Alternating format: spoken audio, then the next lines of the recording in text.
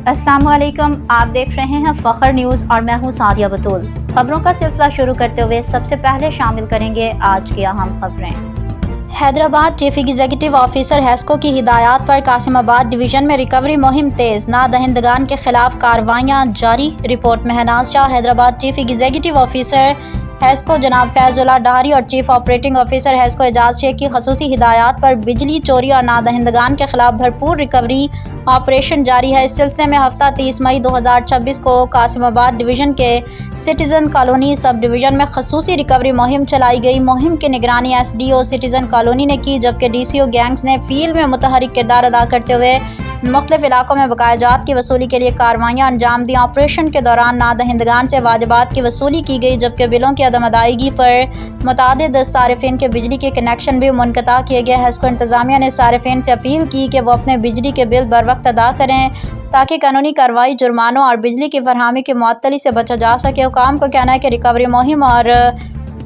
बिजली चोरी के खिलाफ कार्रवाइयाँ बिला इम्तियाज जारी रहेंगी और कौमी खजाने को नुकसान पहुँचाने वालों के खिलाफ कानून के मुताबिक सख्त इक़दाम किए जाएंगे। हैदराबाद की आवाज़ फ़ख्र के साथ।